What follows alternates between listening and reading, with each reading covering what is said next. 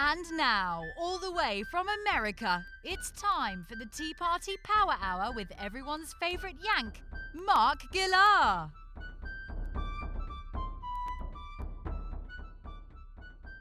Welcome to the Tea Party Power Hour. I am your host, Mark Gillar. Today we are joined by Jeffrey Sikkenga. He is the author, along with David Davenport, of a new book, A Republic If We Can Teach It. It's a very interesting title. Jeffrey, welcome to the show. Thank you for having me. Absolutely. Tell me about your new book. You Well, it implies that we are in the middle of some sort of civics education crisis. So tell us. Well, that's unfortunately true. The title, as you note, is it's really a play on Benjamin Franklin saying when he was asked after the Constitutional Convention in Philadelphia, "What have you given us, a monarchy or a republic?" And he replied, "A republic if you can keep it." And it's our contention in the book that the only way that we're going to be able to keep our republic is if we teach it. And unfortunately, we're doing a woeful job now of teaching the history and founding principles of America. I'm sure that's true. All you have to do is take one look around and you'll see that these kids need some more education in civics. Now you're at Ashland University? I am. I'm the executive director of the Ashbrook Center, which is an educational center here. We have programs across the country for citizens, for students, and for teachers, all aimed at reviving true, sound American history and civic education. Now, you are a professor of political science there at Ashland University. By the time the students reach you, you would think that they would have some knowledge of civics, that they had taken a civics class, that they would know something about it. Is that the case or not? It is, but it's sadly true, not just at our university, but across the country, even at the most famous universities in the United States, that the amount of civic knowledge among high school students, middle school, high school, and then college students is shockingly low. I'll just give you one example. Okay. There's something called the National Assessment of Educational Progress, the NAEP test. It's given every 4 years in subjects across the board. And the last time it was given in 2022, in U.S. history and civics, the percentage of students who scored proficient or better, and there's basic, proficient, and advanced, was only 22% proficient in civics. And if you think that's bad, in American history, it was only 13% who scored proficient or better in U.S. history. Wow. Well, we see the lack of history all the time in these groups that are protesting in support of Hamas at various universities because they're shouting from the river to the sea, and reporters have gone up and said, "What's the name of the river? What's the name of the sea?" And they have no idea. And that's right. Yeah. So with that in mind, I know that you and David spent the first part of the book diagnosing the problem and the second part of the book offering solutions. Could you go ahead and dig into that a little bit for us, dig into it and define the problem for us? Yeah. The problem is, the crisis is not just ignorance, but also not just lack of understanding, but lack of devotion.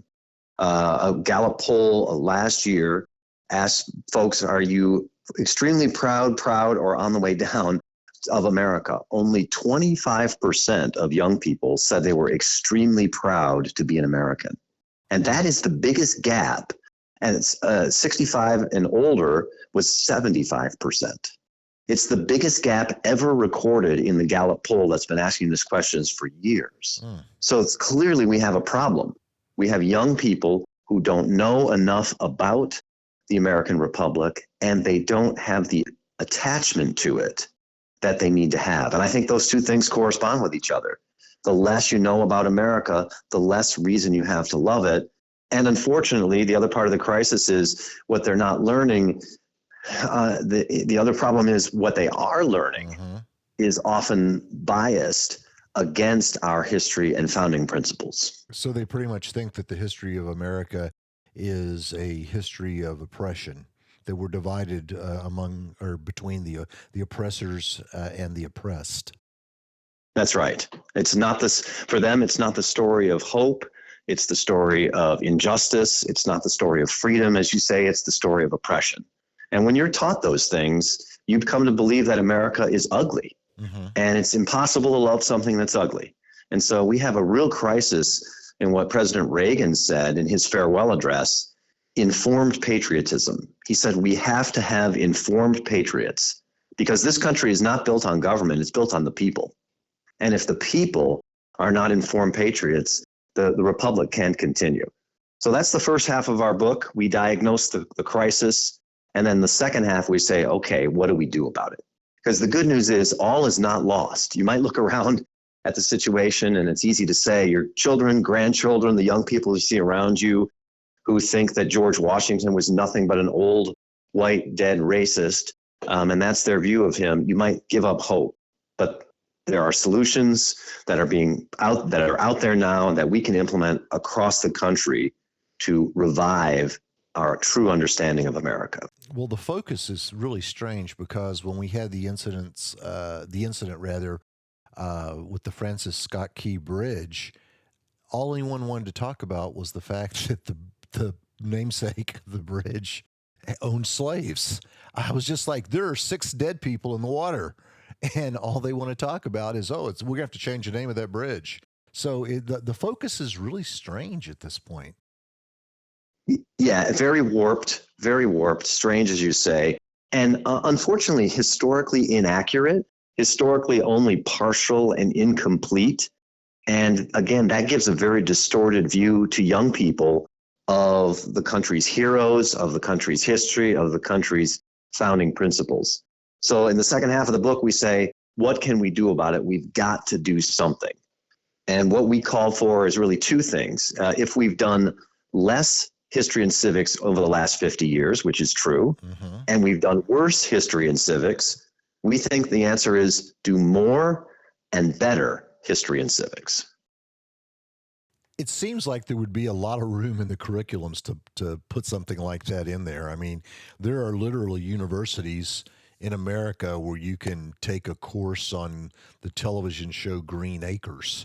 I mean, it's absolutely bizarre. So I think there's room in the curriculum for more civics to be taught. So let me ask you a semi-conspiratorial question, and that is, I've had a lot of authors on this show that want to talk about Marxism. They want to talk about Gramsci and the long, slow march through the institutions.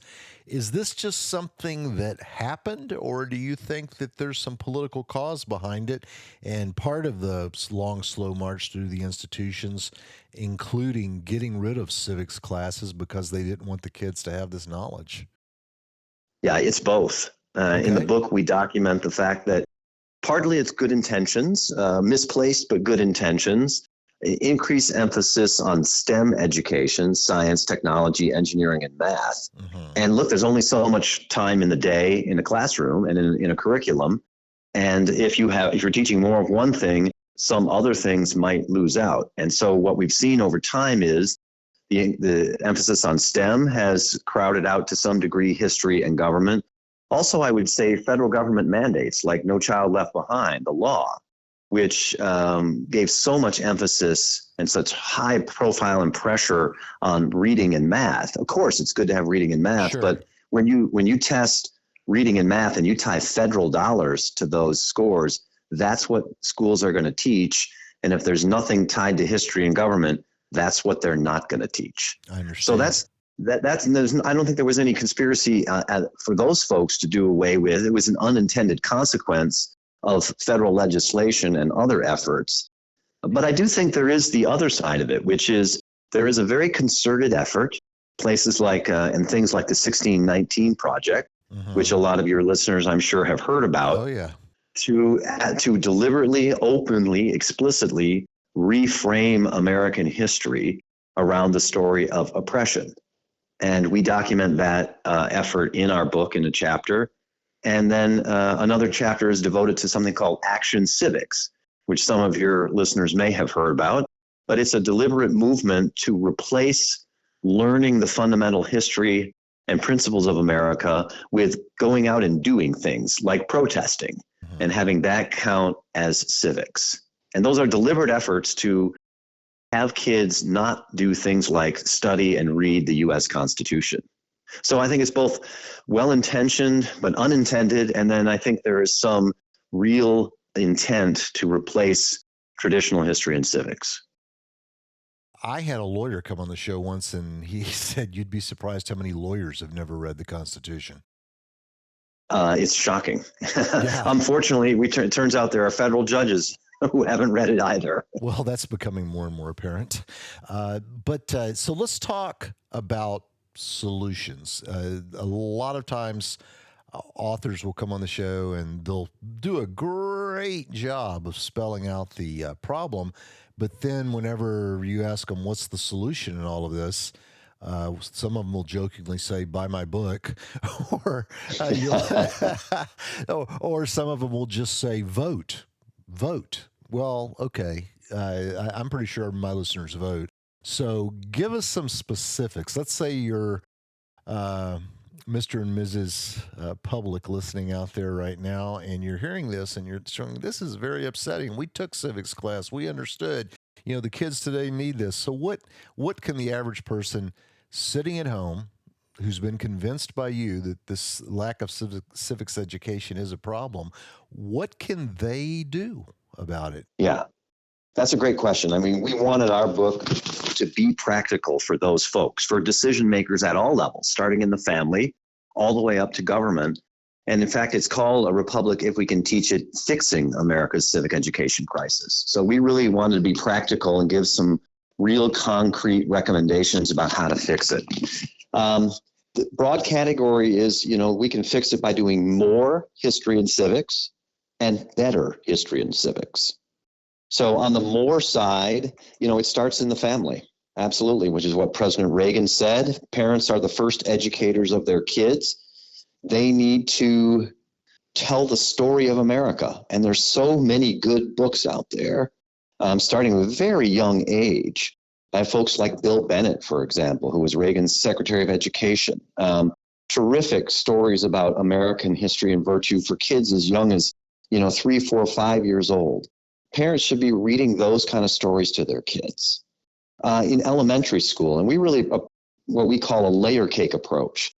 We start at the base level in the home and elementary school with those kind of stories about America and our history and our heroes, and then start building in middle school and high school and adding more. So we can do more in middle school with a required government course, required U.S. history courses. And then in high school, don't leave that behind. Unfortunately, it's really true that in some states, 8th grade is the last time that some students will ever take the history of the United States that includes the American founding.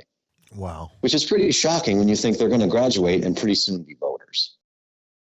That's very shocking. I had no idea that was the case.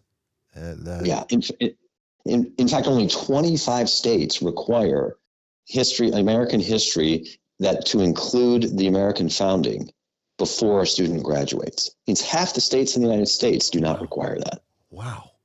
Yet they have time. They have time to fit in the LGBTQIA aspect to the curriculum, but they don't have time for civics or U.S. history. Right. So we got to folks out there got to go to their school. They got to ask their kids and grandkids, and their teachers, how much of American history and civics are you doing from the very beginning in kindergarten? It should just be part and woven through the curriculum all the way through high school. But the other part is doing it better. And one of the things we talk about, as the title suggests, if we can teach it. The central critical way for improvement is teachers. Teachers really are the place. If you want to get to students, you got to reach the young through those who teach the young. And our teachers need a lot of help, whether they're homeschool educators, whether they're public school educators, private school. They need a sound education themselves in U.S. history and civics. And again, it's pretty shocking, the education that some social studies teachers receive through no fault of their own, they just don't have the proper education to be able to teach these things. A tiny percentage, for example, only 10% of U.S. history teachers in high school had ever had a class that includes reading the Declaration of Independence or the Constitution. Did you say 10%? 10%. Wow. It's shocking. 79% in all fields in high school. 79% of those who teach high school social studies lack a degree in the subject area. Mm-hmm. And it's the highest percentage of anything, of any subject that's taught in middle and high school. I know that when I was in high school, my physics teacher was actually in the process of getting a PhD in physics. I'm in Bryan College Station, Texas, and my high school was literally about 10 minutes from Texas A&M. So we were able to nab some good teachers for that reason. And it really does make a difference because due to teacher shortages, which have been going on a long time, oftentimes the teacher teaching a class has no experience in that particular subject area. And one of the things we can do is start paying teachers more and make teaching a more exciting profession or more, how can I explain it, desirable profession for the Absolutely. Yeah. And that's actually one of our lists. At the end of the book, we have a to-do list for educators and we have a to-do list for decision makers. And, for educators, it is exactly getting that content education in American history and government, because you can't teach something that you don't know really well. And everybody's had a great teacher in school, in high school, college, middle school, whenever they had that teacher. And, those teachers share the same qualities. They know their subject, they love their subject, and they love teaching students. And so what we recommend in the book is that districts open themselves up to finding those kind of teachers and become less bureaucratic in the hiring process, find those folks, provide them with the monetary resources, but also the freedom to teach and to teach the fundamental documents that really define who we are as Americans. So and we encourage that. And then, of course, for policymakers to establish standards, because every state has standards that guide the education in history and civics. They need to provide standards that focus on the important things, not to race through everything, but focus on the important things like the Declaration of Independence, like the Constitution and others. Because we have to remember this, social studies class is not just a place to get information. It's a place to form citizens who will be citizens for the rest of our lives and will shape the destiny of this country. It's not something to just get through. It's something to really dig deep into and have a true understanding of America's founding. So I think we call for reorienting teacher education and reorienting the classroom to provide that deep experience so we really form what Reagan called informed patriots. My understanding is that critical race theory contains a lot of information that is just incorrect. Based on your knowledge of critical race theory, do you think it should be taught in the schools? No, I think it's pernicious. I think it distracts folks from the important ideas. I think there are great African Americans like Frederick Douglass who would have abhorred critical race theory and the notion that a person, because of their race, is simply a victim. Frederick Douglass called on everyone to rise above that kind of mentality and to be free human beings. So I'm not in favor of being taught. It's a debate whether or not it should be banned. In our book, what we say is, let's concentrate less on what we ban and let's concentrate more on the positive alternative. What should the curriculum look like? What should be taught in classes rather than banning what shouldn't be taught?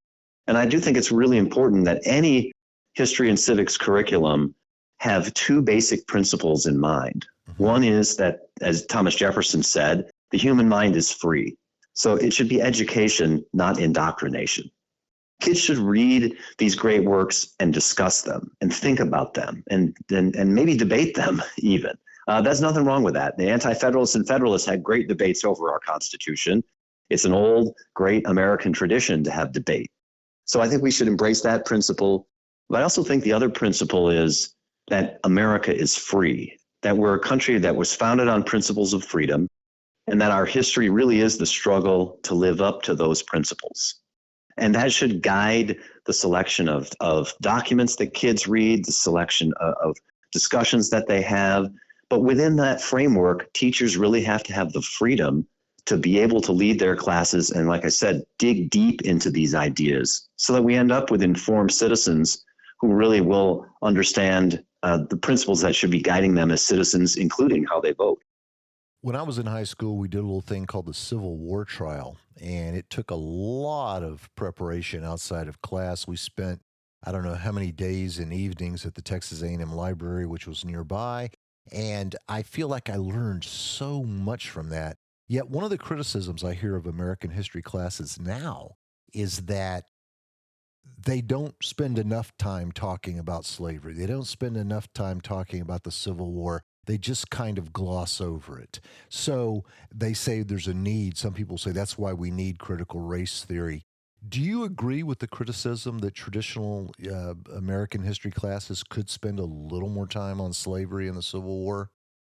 There's absolutely nothing wrong with, so the short answer is yes. I think the Civil War and the issue of slavery is any true, honest account of American history has to deal with those things. Mm-hmm. So I'm not arguing that we ought to, in rejecting indoctrination, that we ought to indoctrinate the other way and that we ought to whitewash. Of course not. No, we have to have an honest, open discussion of the role of slavery in American history, but it has to be an open, honest discussion, not one coming at it from a certain preordained lens like the 1619 Project.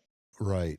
Just to give you one example, George Washington, father of his country, some early accounts, never made mention of the fact that Washington owned slaves. Well, that's inaccurate. We know he did. He was a Virginia planter, and that was not uncommon at all in that society. But then the other side of it, the 1619 Project will say, see, he owned slaves. He must be evil. We can't listen to him. But it turns out, if you look at the documents, George Washington, even though he owned slaves, said slavery is an evil. And when he died, he freed his slaves in his last will and testament. Mm-hmm. If you read the documents, you see that and you see, okay, so this is a complex story that in the end vindicates the character of someone like George Washington, but you have to get into the complexities of it. And that's the kind of civic education that we're arguing for in the book. I think that makes a lot of sense. And a lot of people don't realize that George Washington treated his slaves very, very well. For instance, he would not break up families. He would not just take one family member and sell them off. He wanted to keep families together. And at one point, just due to the repopulation of the slaves, the growing population of the slaves on his plantation, he had way more slaves than he needed. I mean, I'm talking a few hundred more slaves than he needed. Yet again, he didn't want to sell them off. He didn't want to break off families. And, just feeding those additional slaves that he didn't want to sell off, even though there really wasn't even work for a lot of them to do on his plantation, he was spending a lot of money to feed those slaves. So I think you need to look carefully at how specifically a slave owner treated their slaves. And I think anyone who looks at George Washington is going to immediately say this guy cared about his slaves. He loved his slaves, and he treated them very, very well, especially relative to how other slaves might have been treated at the time. So I think if you look back through history and you have a situation where you want to find something negative about our founding fathers, you want to call them a bunch of angry old white men, you may cherry pick certain things to do that. But like you're saying, it needs to be an honest and complete history of what really went on. And as long as you're doing it that way, I think it's a great thing to do. But again, I haven't dug deeply enough into the critical race theory stuff, but just about everybody I've known that's reviewed it has said that it's not entirely accurate. And it's the kind of thing that frankly drives division in our society. That's right. And what we find instead is if we take an honest look, for example, at the American founding and people like George Washington or Thomas Jefferson, what we can find is that these are people who had principles of freedom. And even if they knew that the practice at the time in society was in contradiction to those principles, they looked forward to a future in which there was more freedom and less oppression. And they worked as much as they could toward those ends. Again, that's a more complicated story, but it also is a true story. Mm-hmm. And it's a story that famous abolitionists like Frederick Douglass actually looked back to the American founders and said, they were great men who knew that slavery was wrong. Mm-hmm. We are not living up to their legacy. So that's part of the American story that needs to be told and the only way you can really tell that and get into that with students is to read the primary documents themselves. Mm-hmm. Not what some scholar says about George Washington or Thomas Jefferson, but read them themselves. I think that would make a lot of sense. And again, a lot of history is how you interpret it. And for instance, the idea of a slave counting as 2/3 of a person, some people look at that and say, oh, wow, look, they didn't even think African-American people were count as one person. They weren't even qualified to be counted as one person. Well, no, that's not what it's about. It's about limiting the number of representatives from slave states, and which is, of course, based on population. And if you counted every slave as a full person, you would never have anybody agreeing to end slavery. But they don't tell it that way. They don't talk about the fact that a lot of slaves that were sold into slavery were sold into slavery by other black people. They don't mention that when they talk about this. They also don't talk about the fact that there were black slave owners in America who owned black slaves. I mean, they leave a lot of this stuff out. I mean, it's all just kind of put under the big umbrella of white oppression. And I just think, again, like you're saying, if you're going to tell the story, tell the full story. And it's a fascinating story, and it's a wonderful story. And I think in the end, it is an inspiring and hopeful story. But it's also a story that has the good, the bad, and the ugly, and that students need to grapple with it, and teachers themselves need to be educated in it so that we can dig deep into that fascinating story. It's like a great book. It's like a great TV show or a great movie. You know, it has its ups and downs. It has its heroes and villains. And that's the way our young people ought to be understanding America, so that when they love America, but they understand why it's lovable. Mm-hmm. That's the informed part of informed patriotism. And they understand the complexity of the story. That's the kind of education. When we say better civic education, that's exactly what we mean. Wow. Well, I always like to ask my authors before I let them go, if there's anything we've missed. I'm always afraid that my author is going to get off the phone and say, "Oh, I wish Mark would have asked me about this." So, is there anything in there in the book that we've missed that you would like to make sure my listeners hear? Well, I think one thing that we point out is there are, your listeners might say, "Okay, well, we need this, but is anybody doing it? Where is this happening?" The good news is there is a movement in the United States that's beginning to get started and grow in favor of more and better history and civics education. And there are organizations out there. I happen to be the executive director of the Ashbrook Center. Mm-hmm. And folks can go online and look us up. Ashbrook.org is our website. And we're one of those organizations out there that is doing exactly what the book recommends. So for us, it's an all hands on deck approach. That's what we say. We need parents involved. We need school districts involved. We need state decision makers involved, and we also need organizations like the Ashbrook Center involved out there helping to provide that kind of sound civic education. So I would encourage your listeners to look up organizations like Ashbrook that they might want to connect with, get some information about, and see if there's some way that they can be helpful, because it's going to take everybody to fix the crisis that we're in right now. Well, everyone's not up for running for their local school board, but I like that you pointed out that it could start with the type of books that your children and grandchildren are being read. I mean, read to.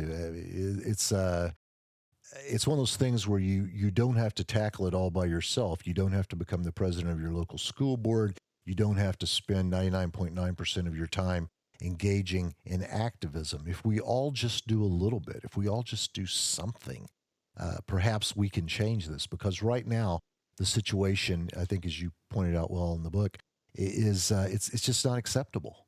It's not acceptable. Yeah. If you No, you're absolutely right. In fact, I would go so far as to say, as we say, it's a crisis. Mhm. It is a deep crisis.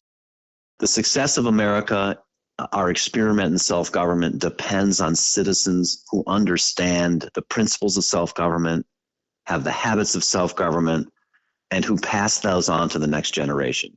And like you said, that's just as easy as a grandparent reading a story to a grandchild about George Washington. It's just that simple. It can start there and build.